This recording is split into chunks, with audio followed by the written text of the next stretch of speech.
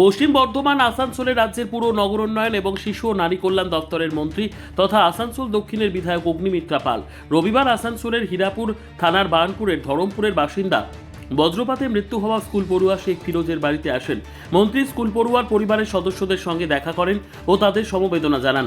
এছাড়াও ছিলেন আসানসোল পুর নিগমের 98 নম্বর ওয়ার্ডের তৃণমূল কংগ্রেসের কাউন্সিলর।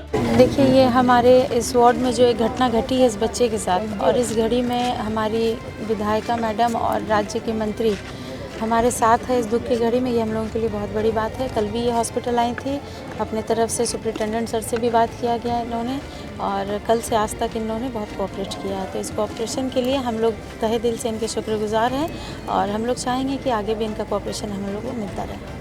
কাউকাশান রিয়াজ বছর 15 শেখ ফিরোজ 10ম শ্রেণীর ছাত্র। জানা গেছে শনিবার বিকেলে সে বার্নপুরের রিভার সাইড এলাকায় বিআরএস বা গ্যারেজ গ্রাউন্ডে বন্ধুদের সঙ্গে ফুটবল খেলছিল।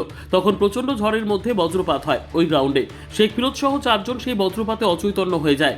পরে দুজন স্বাভাবিক হয়। শেখ ফিরোজ ও বিবেক ঘোষকে আসানসোল জেলা আদালতে নিয়ে আসা হয়। সেখানে চিকিৎসক ফিরোজকে মৃত বলে ঘোষণা করেন। বিবেককে আসানসোল জেলা হাসপাতালে ভর্তি করা হয়। শনিবার রাতে ঘটনার খবর পেয়ে আসানসোল জেলা হাসপাতালে ছুটে গেছিলেন মন্ত্রী। কিছু বলার নেই, আমি ছেলেটাকে বাঁচাতে পারলাম না, এটাই আমার কষ্ট। बहुत दुख हो रहा है कि लड़का को बच्चा को बचा नहीं पाए। एक क्लास 10 का बच्चा है, एकदम छोटा बच्चा, 19 साल के, 17-18 साल के, 15 साल के, 15 साल के एक बच्चा खेलने के लिए गया था, और कल थंडरस्टॉर्म हो रहा था, उसके ऊपर लाइटनिंग गिरा, स्पॉट डेड हो गया। এই ঘটনায় মৃত স্কুল পড়ুয়ার পরিবারের সদস্যরা শোকাহত হয়ে পড়েন। গোটা এলাকায় শোকের ছায়া নেমে আসে। একইভাবে রবিবার মন্ত্রী অগ্নিমিত্রা পাল স্কুল পড়ুয়ার পরিবারের সদস্যদের সঙ্গে দেখা করে গভীর সমবেদনা জানিয়েছেন। এই শোকের সময়ে তাদের সব ধরনের সহায়তার আশ্বাস দিয়েছেন। তিনি পরিবারকে সান্ত্বনা দেন এবং তাদের পাশে থাকার আশ্বাস দেন। মন্ত্রী বলেন, পুলিশ প্রশাসনকে গোটা বিষয়টি খতিয়ে দেখতে বলেছি। এই সময় বিশেষ করে কালবৈশাখীর ঝড় বৃষ্টির সম্ভাবনা থাকে, তখন যাতে মাঠে কেউ না যায় বা খেলার সময় ঝড় বৃষ্টি শুরু হলে ছেলেরা যেন নিরাপদ দূরত্ব চলে যায় তা দেখতে হবে।